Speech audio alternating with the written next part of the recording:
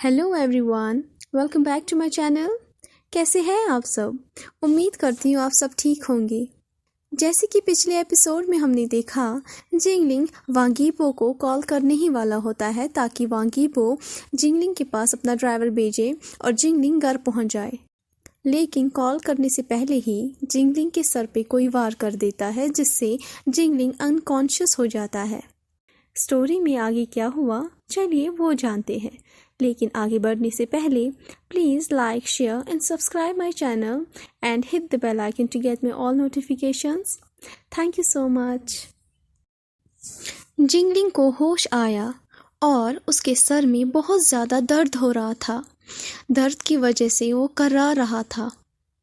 उसने धीरे धीरे अपनी आंखें खोली और महसूस किया कि वो बिस्तर पर लेटा हुआ है। फिर उसने अपने आसपास देखा तो उसे यकीन हो गया कि वो अपने कमरे में नहीं है, वो किसी दूसरी जगह पर है। तो वो धीरे धीरे बिस्तर से उठता है और वहाँ से जाने का सोचता है। वो दरवाजे के करीब पहुंचकर दरवाज़ा खोलने ही वाला था, तभी दरवाज़ा खुल जाता है और दरवाजे पे उसकी आंटी जैनी खड़ी थी।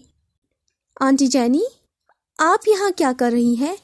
नहीं, मैं यहाँ कैसे पहुँचा? जिंगलिंग कंफ्यूज होकर आंटी जैनी से पूछता है। जैनी मुस्कुराई और फिर जिंगलिंग को बैठने का इशारा दिया। लेकिन जिंगलिंग ने पहले टाइम देखा। टाइम देखने के बाद उसे पता चला रात के 11 बज रहे हैं और उसे यकीन था डैड ने उसे बहुत बार कॉल किया होगा और वो परेशान भी हो रहे होंगे कि इतनी देर तक जिंगलिंग कहाँ है। तुम्हें चिंता करने की कोई ज़रूरत नहीं है, मैं तुम्हारी आंटी और तुम्हारे पापा की वाइफ हूँ। अगर तुम यहाँ रहोगे तो उन्हें कोई प्रॉब्लम नहीं होगी। जैनी ने जिंगलिंग से कहा। आंटी, मेरे डैड ऑलरेडी मैरिड है और वो अपनी वाइफ से बहुत ज़्यादा प्यार करते हैं। अच्छा होगा अगर आप डे ड्रीमिंग करना बंद करोगी। कल मेरा बर्थडे है और मुझे घर जल्द से जल्द पहुंचना है। Okay aunty, bye. जिंगलिंग जवाब देता है और वहां से जाने की कोशिश करता है, लेकिन एक मस्कुलर आदमी दरवाजे पे आकर खड़ा हो जाता है और जिंगलिंग को जाने नहीं देता। ये देखकर जिंगलिंग डर जाता है और फिर आंटी से कहता है, आपको क्या चाहिए आंटी? मुझे घर जाना है, मुझे घर जाने दो। मेरे प्यारे बच्चे, मैं तुम्हें जाने दूंगी, लेकिन तब जब तुम अपने डैड को कॉल करके यहाँ मुझसे मिलने के लिए बुलाओगी, वरना मैं तुम्हें जाने नहीं दूंगी। इतने सालों तक मैंने तुम्हारी देखभाल की है और अब तुम मेरे साथ ये स्मार्ट गेम खेल रहे हो। हाँ, अगर तुम्हारे डैड यहाँ नहीं आए तो मैं तुम्हें जान से मार डालूंगी। जैनी जवाब देती है, मैं अपने डैड को यहाँ नहीं आने दूंगा। मैं सोचता था कि आप बहुत ही अच्छी आंटी है, लेकिन अब मैं देख रहा हूँ आप अच्छी आंटी नहीं हो। उन्हें यहाँ बुलाने से बेहतर मैं मरना पसंद करूँगा। जिंगलिंग जवाब देता है। ये बोलते हुए जिंगलिंग अपनी पूरी एनर्जी का इस्तेमाल करता है और उस आदमी को धक्का देता है और फिर वहाँ से भाग जाता है, जितना हो सके उतना तेज़। भागते हुए जिंगलिंग को महसूस हुआ कि उसके शोल्डर और उसके लेग में कुछ चुभ गया है, लेकिन वो फिर भी दौड़ता है और वो पीछे से आती हुई आवाज़, जो कि जैनी और उस आदमी की थी, उन दोनों को इग्नोर करते हुए आगे बढ़ जाता है। तो वो जल्द ही एक टैक्सी को रोकता है और टैक्सी के अंदर बैठ जाता है और टैक्सी ड्राइवर को चिल्लाते हुए कहता है कि गाड़ी तेज़ भगाओ। सर, आपको ब्लीडिंग हो रही है, मुझे लगता है पहले आपको हॉस्पिटल चलना चाहिए। ड्राइवर घबराते हुए जिंगलिंग से कहता है। जिंगलिंग ड्राइवर की तरफ गुस्से से देखता है और उसको कहता है, नहीं, मुझे घर जाना है, मुझे जल्द से जल्द इस एड्रेस पर पहुंचा दो। जिंगलिंग को काफ़ी ज़्यादा दर्द हो रहा था और काफ़ी खून भी लॉस हो रहा था। वो काफ़ी मैनेज कर रहा था बोलते समय।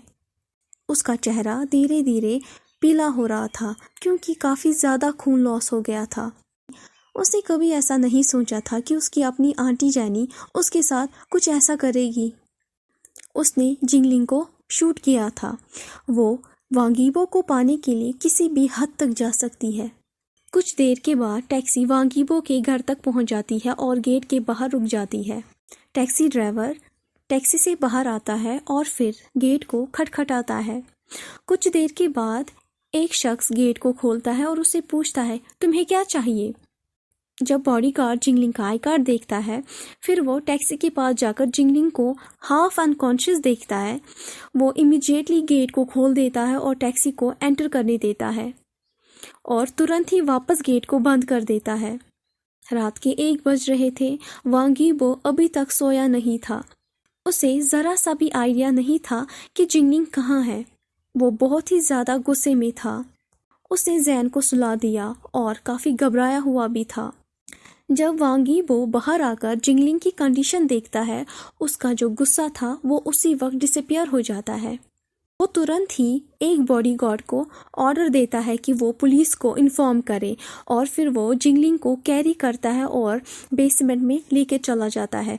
बेसमेंट ऐसा बनाया हुआ है कि जैसे एक मिनी हॉस्पिटल। उस हॉस्पिटल में सब कुछ अवेलेबल होता है। फिर वो अपनी फैमिली डॉक्टर को इन्फॉर्म करता है कि उसके बेटे की कंडीशन क्या है। थोड़ी देर के बाद डॉक्टर भी वांग यीबो के घर पे आ जाता है, लेकिन उसके साथ उसका एक और डॉक्टर और 2 नर्स भी होते हैं। फिर डॉक्टर्स जिंगलिंग को अटेंड करते हैं। इतनी देर में वांग यीबो वापस घर आता है और फिर जियोजेन को चेक करता है कि जियोजेन ठीक है या नहीं। जियोजेन के करीब जाकर वो जियोजेन को देखता है कि वो सो रहा है। यीबो जियोजेन के फोरहेड को किस करता है और फिर उसकी गालों को केयर करता है, जिससे जियोजेन नींद में ही बड़बड़ाना शुरू कर देता है। ये देखकर यीबो स्माइल करता है और सेटिस्फाइड हो जाता है कि जियोजेन अभी ठीक है और फिर वहाँ से चला जाता है।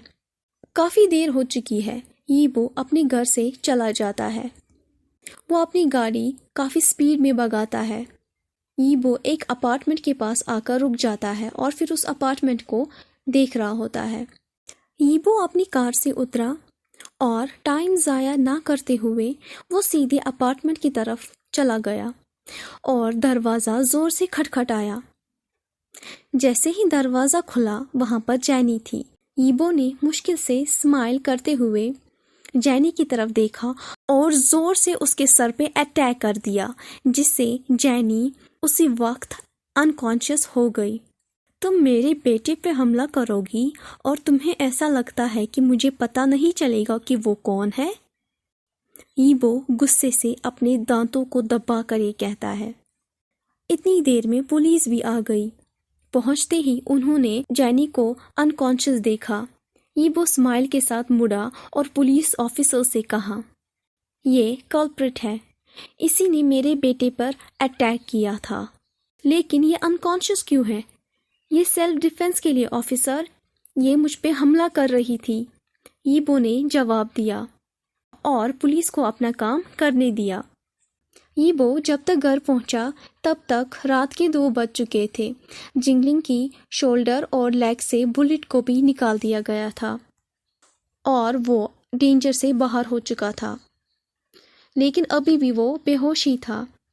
यीबो कुछ देर तक अपने बेटे के पास ही रहा। जब यीबो को लगा कि अब उसे नींद आ रही है तो वो वहाँ से चला गया और फिर अपने बेडरूम की तरफ मुड़ गया। फिर उसने जियोजेन को बेड पे ज्वाइन कर लिया। बेड पे ज्वाइन करते ही उसे इमीडिएटली नींद आ गई और फिर वो सो गया। अगले सीन में दिखाया जाता है जियोजेन आज सुबह जल्दी ही नींद से जाग गया क्योंकि आज जिंगलिंग का बर्थडे है। उसने प्रॉमिस किया था कि आज वो जिंगलिंग को मॉर्निंग में ही सरप्राइज देगा। जियोजेन अपनी आंखें खोलती है और फिर मुस्कुराती है। जैन यीबो की तरफ देखती है उसको उठाने के लिए, लेकिन जब वो देखती है कि ये पीसफुली एक छोटे से बच्चे की तरह सो रहा है तो वो उसे जगाती नहीं है। फिर जैन अपनी स्टमक को केयर करते हुए कहती है, गुड मॉर्निंग मेरे छोटे से बच्चे, आज जिंगलिंग का बर्थडे है और हमें उसके पास जाकर उसे बर्थडे विश करना है। वो अपने बेड से धीरे धीरे उठती है और फिर जिंगलिंग के बेडरूम की तरफ बढ़ती है। वो जिंगलिंग के बेडरूम का दरवाज़ा काफ़ी देर तक नॉक कर रही होती है, लेकिन उसे कमरे से कोई भी आवाज़ नहीं सुनाई देती। तो वो दरवाज़ा ओपन करके देखती है, लेकिन कमरे में कोई भी नहीं होता। अगर आपको मेरी ये स्टोरी पसंद आई हो तो please please please please please please like, share subscribe my channel. Please subscribe my channel. Thank you.